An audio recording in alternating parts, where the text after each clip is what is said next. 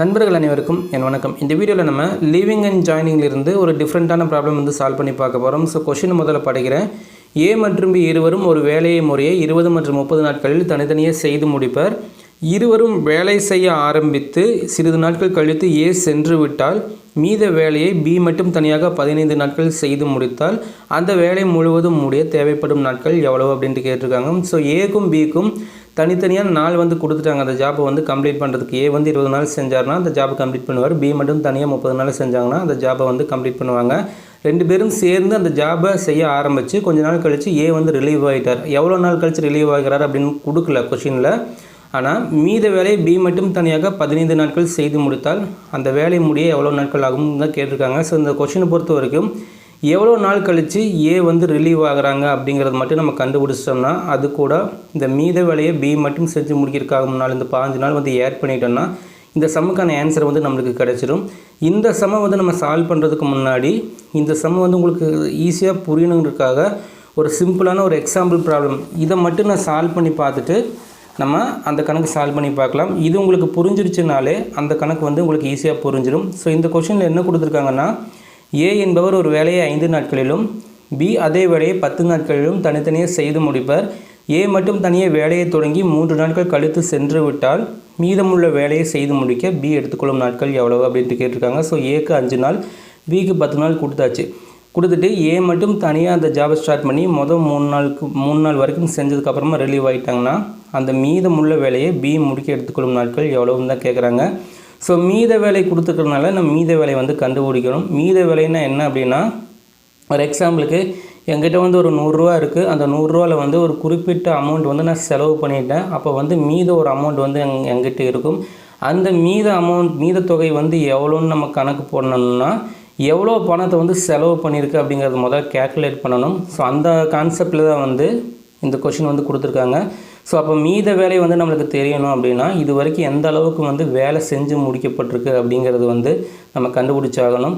அதுக்கு இப்போ நம்ம சொல்யூஷன் வந்து எப்படி நம்ம ஸ்டார்ட் பண்ணலாம் அப்படின்னா, ஜாபை வந்து முதல்ல யார் ஸ்டார்ட் பண்ணுறாங்க அப்படின்னு கொடுத்துருக்காங்களோ அவங்கள்ட்ட நம்ம சொல்யூஷன் வந்து ஸ்டார்ட் பண்ணணும். ஏதான் முதல்ல இந்த வேலையை ஸ்டார்ட் பண்ணுறான்னு கொடுத்துருக்கறனால ஏ எடுத்துக்கலாம்.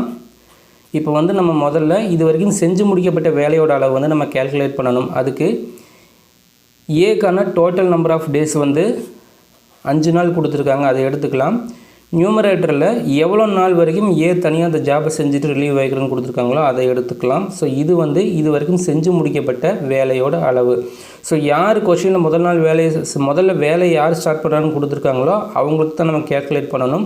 ஸோ 5 நாள் கெப்பாசிட்டி உள்ள ஏ வந்து 3 நாள் வரைக்கும் வேலை செஞ்சுட்டு ரிலீவ் ஆகிக்கிறார். இப்போ இது நம்ம செஞ்சு முடிக்கப்பட்ட வேலையோட அளவு எடுத்தாச்சு. இதை வச்சுட்டு நம்ம ரிமைனிங் ஒர்க் வந்து எவ்வளோன்னு நம்ம கேல்குலேட் பண்ணிடலாம். ரிமைனிங் ஒர்க் எடுக்கிறதுக்கு இங்கே டினாமினேட்டரில் வரக்கூடிய மதிப்பை மாற்றாமல் அப்படியே எடுத்துகிட்டு நியூமரேட்டரில் இந்த 2 நம்பருக்கான வித்தியாசத்தை எடுத்துட்டோம்னா அதுதான் ரிமைனிங் ஒர்க். ஸோ 5ல் 3 போச்சுன்னா 2, அதாவது 5 நாளில் 3 நாள் வேலை வந்து கம்ப்ளீட் ஆயாச்சுன்னா 5 நாளில் 2 நாள் வேலை வந்து பாக்கி இருக்கும். இது வந்து ரிமைனிங் ஒர்க் எடுத்தாச்சு.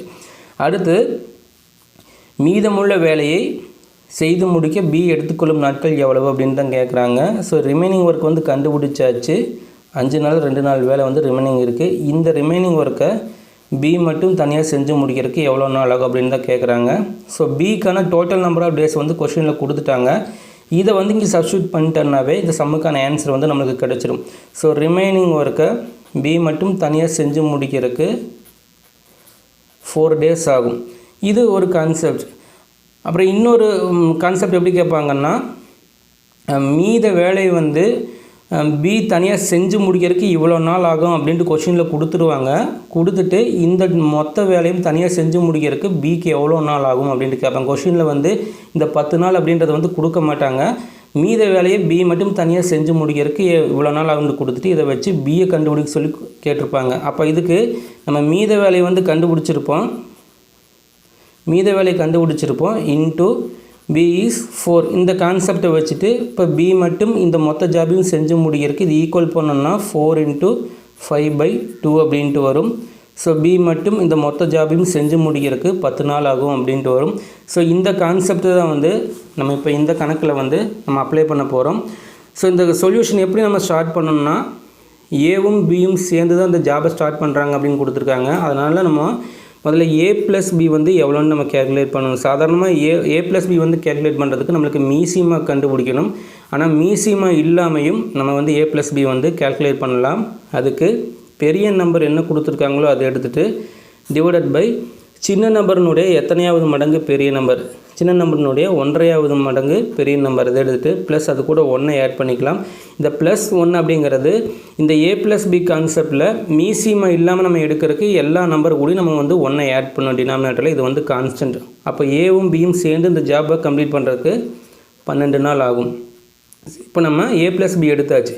அடுத்து என்ன கண்டுபிடிக்கணும்னா இது வரைக்கும் செஞ்சு முடிக்கப்பட்ட வேலையோட அளவு எவ்வளோன்னு நம்ம கேல்குலேட் பண்ணணும். அதுக்கு ஸோ ஏவும் பியும் தான் இந்த ஜாபை ஸ்டார்ட் பண்ணுறாங்க.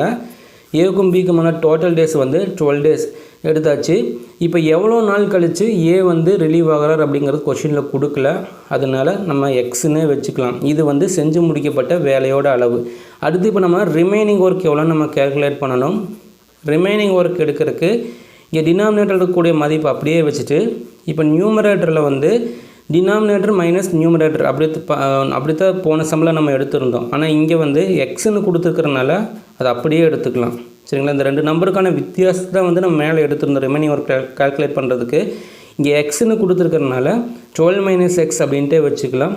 அடுத்த கொஷின் என்ன கொடுத்துருக்காங்கன்னா மீத வேலையை பி மட்டும் தனியாக 15 நாட்கள் செய்து முடித்தால் அந்த வேலை முழுவதும் முடிய தேவைப்படும் நாட்கள் எவ்வளோன்னு தான் கேட்குறாங்க. ஸோ இப்போ நம்ம மீத வேலையை வந்து கண்டுபிடிச்சாச்சு. ஸோ 12 மைனஸ் எக்ஸ் பை 12 இது வந்து மீத வேலை. இந்த மீத வேலையை பி மட்டும் தனியாக 15 நாள் செஞ்சு முடிக்கிறாங்கன்னு கொடுத்துருக்காங்க. ஸோ பிக்கான டோட்டல் நம்பர் ஆஃப் டேஸ் வந்து கொஷினில் கொடுத்துட்டாங்க. அது இங்கே சப்ஸ்டியூட் பண்ணிட்டேன்னாவே எக்ஸ் எவ்வளோ அப்படின்ட்டு நமக்கு தெரிஞ்சிடும். So 12 minus x by 12 into பிக்கான நாள் 30 ஈக்குவல் டு 15 அப்படின்ட்டு வருது.